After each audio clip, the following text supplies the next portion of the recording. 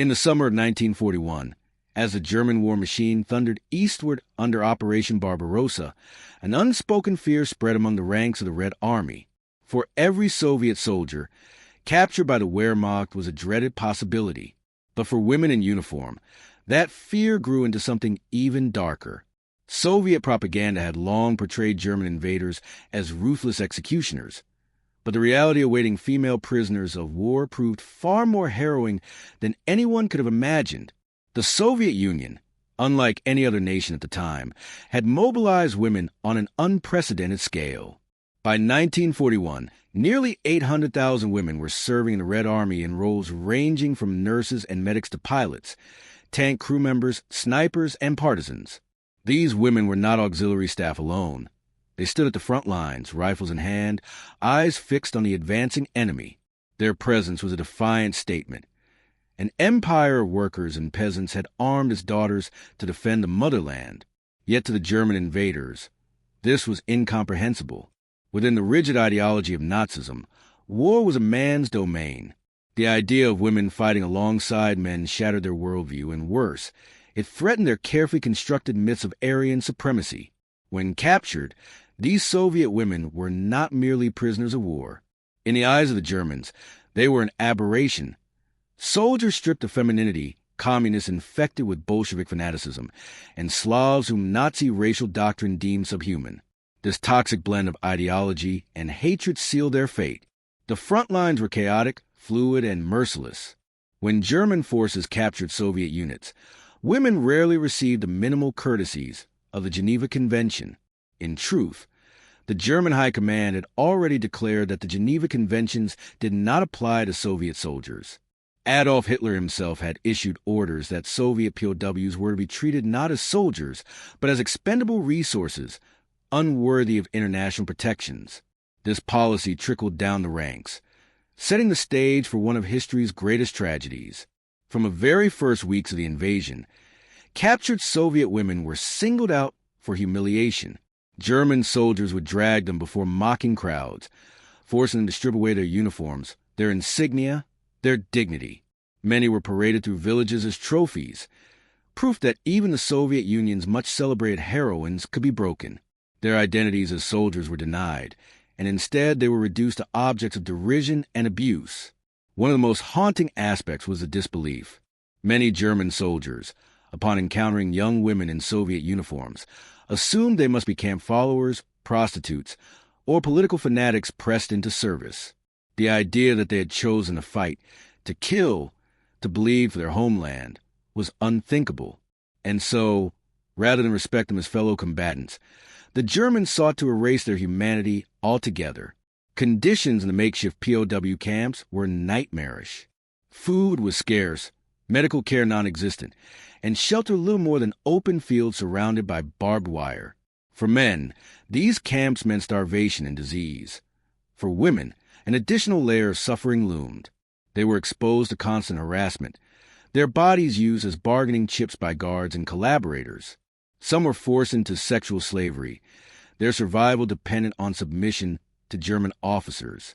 Others were executed outright, considered too dangerous to be allowed to live. Even the medical staff, nurses and doctors who had taken oaths to heal, were not spared. Captured Soviet nurses often tried desperately to shield their male comrades, tending to wounds in the chaos of surrender. But once in German hands, their medical kits were confiscated, their status ignored. Accounts from survivors tell of nurses who were shot for refusing orders, beaten for resisting assault, or left to die beside the men they once tried to save. The brutality was not always spontaneous. In many areas, it was systematic, sanctioned by Nazi racial policy. The infamous Kommissarbefehl, or Commissar Order, mandated the immediate execution of captured Soviet political officers. Though this decree did not explicitly mention women, its spirit extended to female soldiers, especially those suspected of being political agitators. 4 German units indoctrinated to see communism as a disease. Soviet women represented carriers of ideology as much as weapons. Killing them was seen as cleansing. Yet, amidst this horror, there were flickers of resistance. Some Soviet women refused to bow, even in captivity. There are records of female snipers who spat at their captors, declaring they had killed dozens of Germans before being taken. Pilots, members of the famed Night Witches bomber regiment, were known to endure interrogation with unflinching silence, denying their enemies even the satisfaction of information. These acts of defiance, however small, became symbols of dignity in the darkest of times. But were the German soldiers themselves? Were they all brutalizers? The reality is more complex. Some Wehrmacht officers, bound by personal codes of honor, attempted to protect captured women from abuse. A few even went so far as to falsify reports, recording female prisoners as male in order to spare them from execution. Yet such acts were rare, drowned beneath the tide of sanctioned cruelty. For every soldier who tried to uphold decency, many more surrendered to the ideology of annihilation, or to the basest instincts unleashed by war. The civilian population under occupation added another layer to the ordeal. In villages across Ukraine, Belarus, and Western Russia, captured Soviet women were sometimes displayed as propaganda tools. German authorities would force them to perform menial labor, starving and in rags, as living proof of Bolshevik weakness. Local collaborators, too, often participated in their humiliation, eager to curry favor with the occupiers. In this way, the suffering of these women extended far beyond the battlefield, etched into the daily theater of conquest. And then came the camps. For those who survived the initial chaos of capture, the nightmare deepened upon arrival at transit camps and concentration sites. In places like Stalag 352 in Belarus or Oflog 57 in Poland, Soviet female prisoners were thrown together with thousands of starving men. Disease spread unchecked and mortality rates soared. Unlike Western Allied women, who were usually repatriated or given some measure of protection, Soviet women had no such fate. To the Germans, their lives were expendable, their deaths inevitable. But perhaps the greatest cruelty of all was the silence. These women were not only brutalized in the moment, they were erased from memory. German propaganda seldom acknowledged them, for to admit their existence would mean admitting that the Soviet Union had entrusted its women with rifles, planes, and tanks. And in the Soviet Union itself, their suffering was often buried beneath layers of shame and suspicion. Captivity, in Stalin's eyes, was a betrayal. Any soldier, man or woman, who fell into German hands was branded a traitor, guilty of cowardice or collaboration. For female prisoners, the stigma cut twice as deep. Thus, the women who survived their ordeal faced a grim reality. Liberation did not bring freedom, but interrogation, exile, or imprisonment in Soviet labor camps. They had fought for their homeland, endured the unspeakable at the hands of their enemies, and yet, upon return, they were cast out as outcasts, their sacrifices unacknowledged. The story of these women is not just a tale of war, but of identity, ideology, and betrayal. It forces us to confront the darkest truths of the 20th century, that even those who fought with courage and honor could be condemned to oblivion, their suffering erased by victors and vanquished alike. And yet questions linger. How deep did this cruelty go? What specific horrors awaited Soviet women in the labyrinth of Nazi captivity? And why, even decades after the war, did their voices remain silenced, their stories hidden in the shadows of history? The answers lie deeper within the records of the camps, within the testimonies of the few who lived to speak, within the chilling policies of a regime that sought not only conquest, but the destruction of humanity itself. The truth is darker still, waiting to be uncovered in the next chapter of their ordeal. The trains that carried Soviet prisoners east to west were not trains at all, but cattle cars, sealed wooden boxes where men and women were crammed together without food, without water, without air. For the female soldiers of the Red Army, this journey into captivity was often the beginning of a descent so harrowing that even death for many would have seemed a release.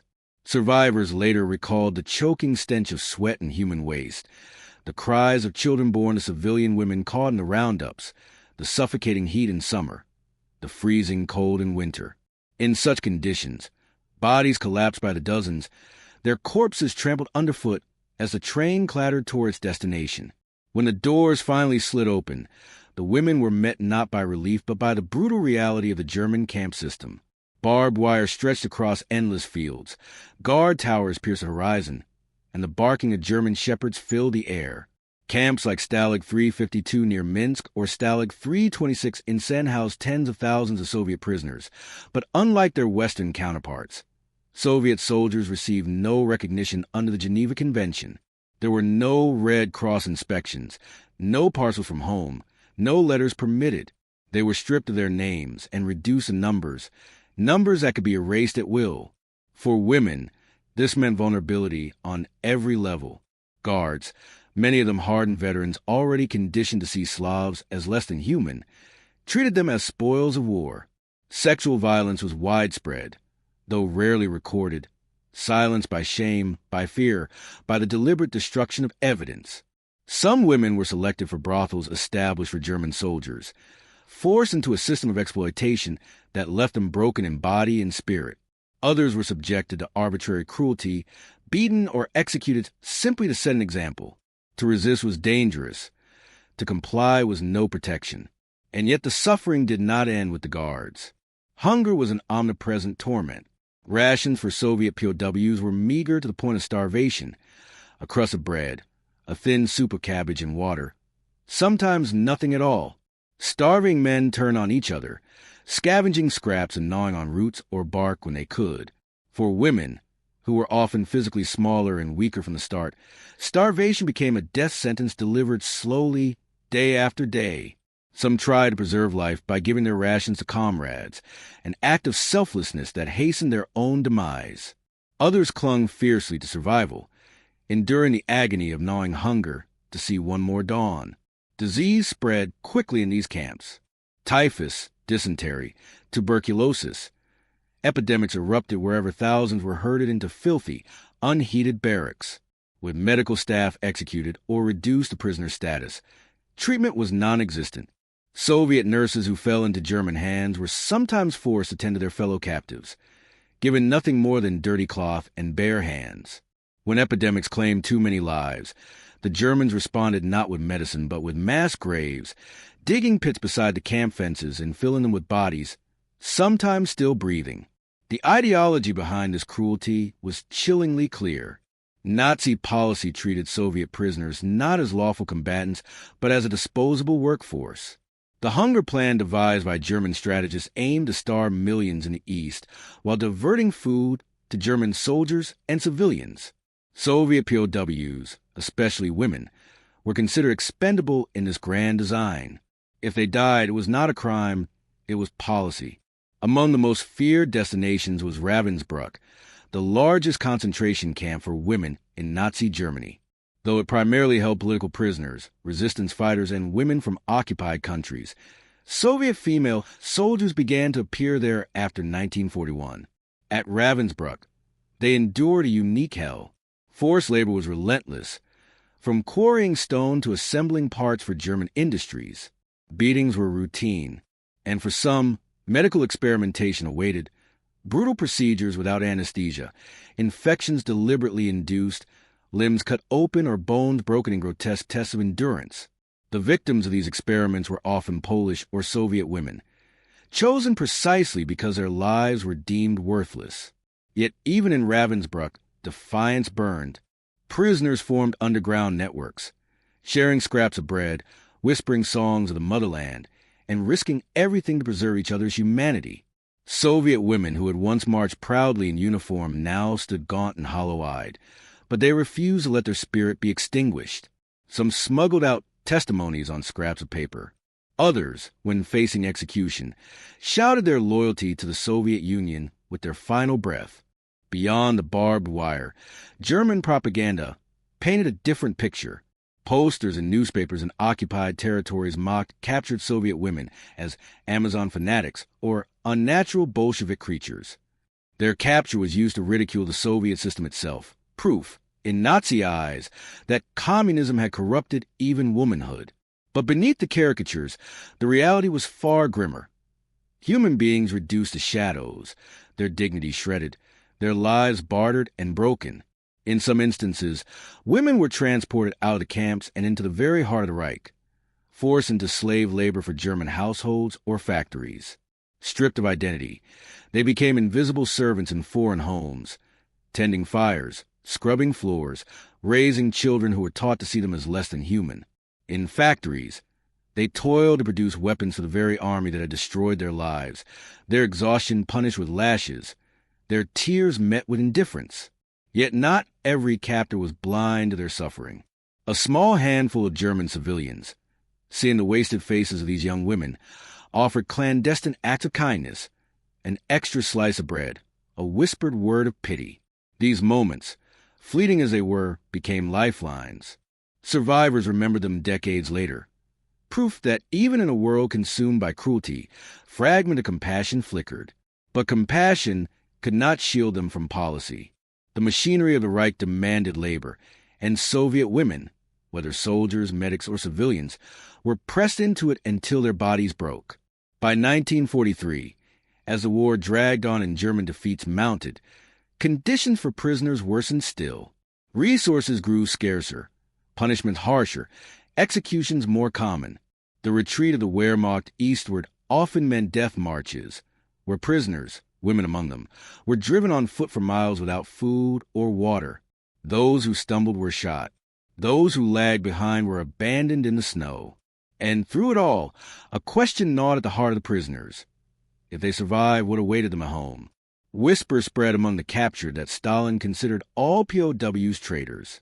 For women, whose virtue and loyalty were expected to remain unquestioned, the stigma was unbearable. It meant that even if they endured, even if they lived to the worst that the Germans could inflict, they might return only to face suspicion, interrogation, and exile in their own homeland. This double burden, condemned by the enemy, distrusted by their own, cast a shadow over every breath of survival. To live was not enough. To live meant to fight for memory, for dignity, for recognition in a world determined to erase them. But how many could endure such torment? How many voices were silenced in the fields, the forests, the barracks of the camps? And what of those who did emerge, thin as specters, haunted yet unbroken? Their fate was far from simple. For survival itself brought new trials. Trials not at the hands of the Germans, but in the cold judgment of the land they had fought to defend. The reckoning would come after liberation, in interrogation cells and Soviet labor camps, where the echoes of captivity returned in cruelly familiar forms. But before that reckoning, the war was not yet done. In 1944, as the Red Army pushed westward, the fate of countless Soviet women hung in the balance. Would they be rescued or abandoned? Would their ordeal finally end, or only begin anew? The answer lay in the final stages of the war, when liberation came wrapped not in joy, but in suspicion, fear, and betrayal. By the winter of 1944, the tide of war had turned. The Red Army was pushing westward, reclaiming towns and cities that had endured years under German occupation. For the women imprisoned in camps, this advance carried a fragile promise of freedom. Yet liberation was not a straightforward deliverance. It was a moment layered with dread, for they knew all too well what awaited them under the shadow of Stalin's regime. In camps across Poland, Belarus, and Ukraine, German guards began frantic evacuations as the Soviet front drew near. Prisoners, gaunt, fevered, stumbling skeletons, were driven onto forced marches through the snow. These death marches became another chapter of horror. Women who faltered were shot by the roadside. Entire groups froze to death when the columns halted overnight in open fields. German soldiers, themselves weary and retreating, showed no mercy. Soviet women, some barely able to walk, dragged each other forward, whispering that survival was the only revenge left of them. Those who remained behind witnessed the collapse of the German camp system in chaos and fire. Guards fled, leaving prisoners locked inside barracks. In some places, desperate captives broke through fences with their bare hands, only to be gunned down as they tried to flee. When the Red Army finally arrived, soldiers found the unthinkable.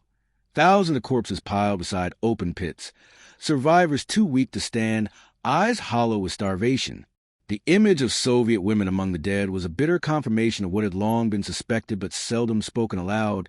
The Germans had not spared them, not even the healers, not even the nurses, not even the youngest who had taken up arms.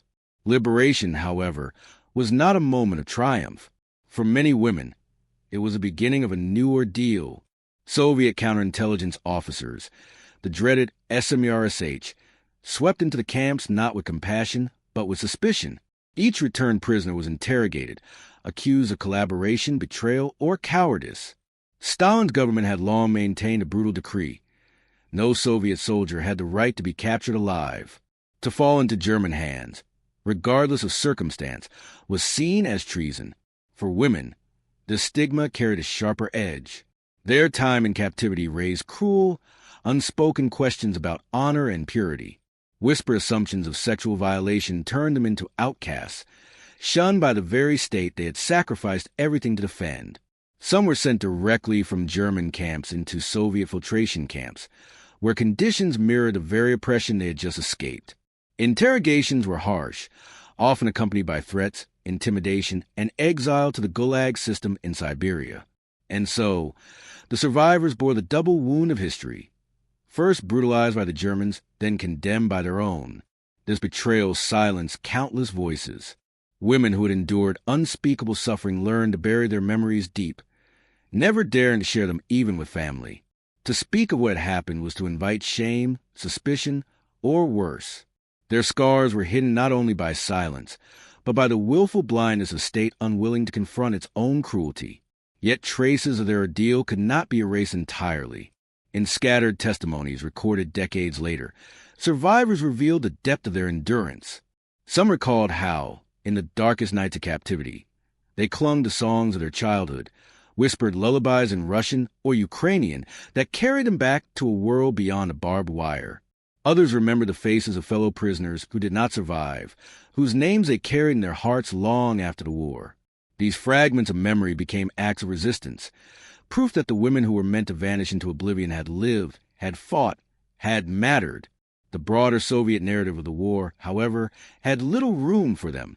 Official history celebrated the heroism of women who had fought and returned in glory.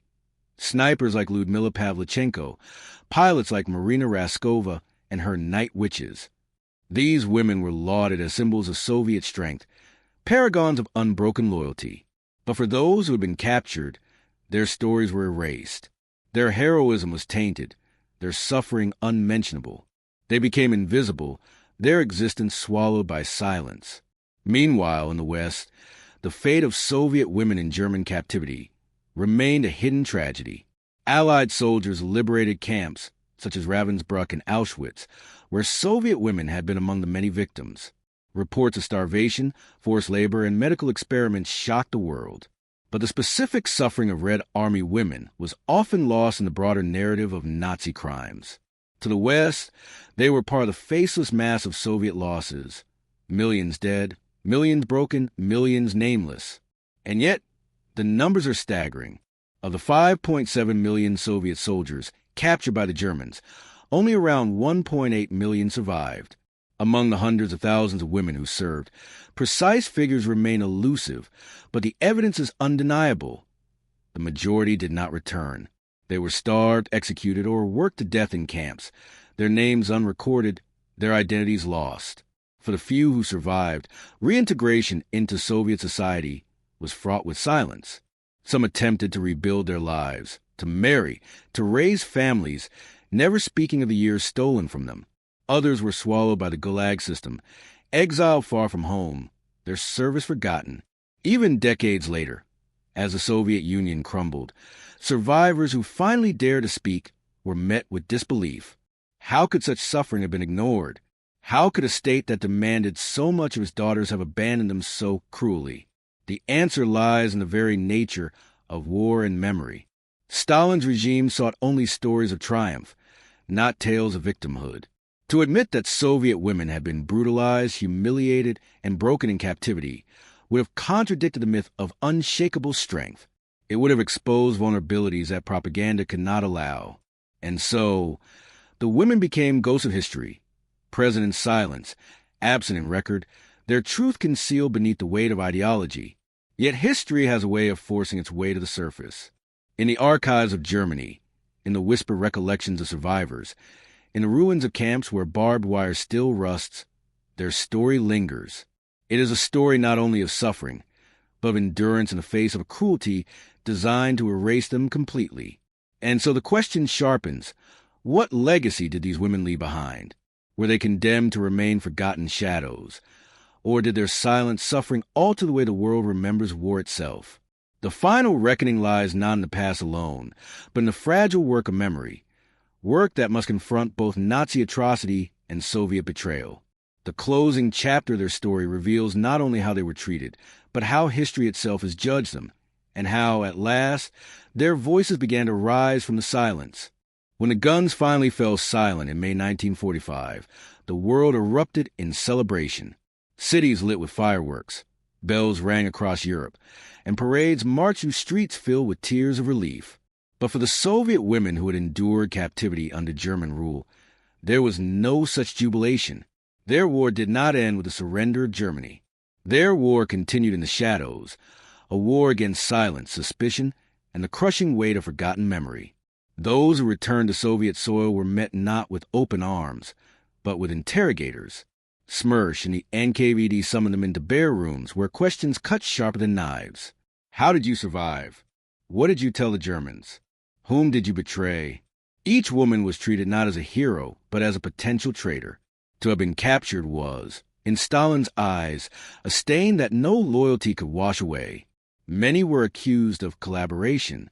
Some were sentenced to years in the gulags, condemned to hard labor in the Siberian wilderness. Others, though spared prison, bore the invisible brand of suspicion for the rest of their lives. This state of distrust destroyed lives in silence. A nurse who had dragged wounded men from burning tanks might return only to be denied work, denied dignity, her record forever marked. A pilot who had once flown daring missions might be reduced to obscurity, her comrades' medals displayed in museums, while her own name vanished from history. The cruel irony was unavoidable. Those who had fought most bravely, those who had endured the most inhuman suffering, were the very ones erased from the story of victory. And yet, their presence was not entirely extinguished. In families, in whispered stories told late at night, the truth endured. Grandmothers who never spoke of the camps left behind photographs, faded portraits of girls in uniform, rifles slung over thin shoulders, eyes bright with a fire the world had tried to crush. Children and grandchildren would one day find these images and wonder, what did she see, what did she survive, and why did she never speak? The silence began to crack decades later. As the Soviet Union weakened in the late 20th century, survivors at last began to share fragments of their past. Some gave interviews, their voices trembling as they broke decades of enforced silence. They spoke of cattle cars, of camps, of humiliation so deep that even memory had recoiled. They spoke of the stigma they bore upon returning home, the cold judgment of neighbors, the quiet isolation that shadowed them until death. For many, it was not liberation that freed them, but the passage of time itself, time that loosened the grip of fear enough for words to escape. Historians, too, began to unearth documents long buried in archives. Testimonies of German officers, reports from occupied territories, and fragments of Red Army records revealed what propaganda had hidden. The evidence painted a picture both vast and intimate. Thousands of Soviet women had served bravely, been captured, and then abandoned by history. Their torment was not the exception, but the rule. Their story, though shrouded in silence, was essential to understanding the full weight of the Second World War. And in the ruins of camps like Ravensbrück, monuments rose. Flowers were laid, names were recited, candles lit. Among the thousands honored were Soviet women. Their identities slowly recovered, their existence finally acknowledged. It was late, too late for most of them to see, but it was something, a recognition that their suffering had not been in vain. Their legacy lies not in medals or in parades, but in the endurance of memory. They remind us that war is not only fought on battlefields, but in the hearts and bodies of those who stand against annihilation. They remind us that cruelty thrives in silence, that ideology can strip away humanity, and that survival itself can be an act of defiance. Today, when we recall the millions lost in the Second World War, we must remember the women of the Red Army who were captured, humiliated, and silenced. They were soldiers, nurses, pilots, partisans, daughters of the Soviet Union, who stood in defense of their homeland. The Germans sought to break them, to erase them, to reduce them to shadows. Their own states sought to forget them, to bury their ordeal beneath triumph and propaganda. And yet, against all odds, their memory endures. It endures in the testimony of those who spoke at last. It endures in the graves that line the forests and fields of Eastern Europe. It endures in the photographs of young women in uniform, eyes bright with defiance, who chose to fight when they could have stood aside. It endures because history demands that their silence be broken. Their ultimate legacy is not one of defeat, but of witness. They bear witness to the brutality of a regime that denied them humanity. They bear witness to the betrayal of a state that denied them recognition. And they bear witness to the unyielding strength of women who fought, who suffered, who endured when everything conspired to erase them. The story of the captured Soviet women is a reminder and a warning. A reminder that courage often comes at unbearable cost. A warning that nations, even in victory, can betray their own. And above all, a testament to the resilience of the human spirit. Resilience that outlasts camps, outlasts silence, outlasts even death itself. For in remembering them, we refuse the erasure their enemies and their own leaders once demanded. In speaking their names, we return to them the dignity that was stolen. And in carrying their memory forward, we ensure that the world will never again look away from what was done to them and what they endured. This, at last, is their legacy. Not silence, not shame, but remembrance eternal.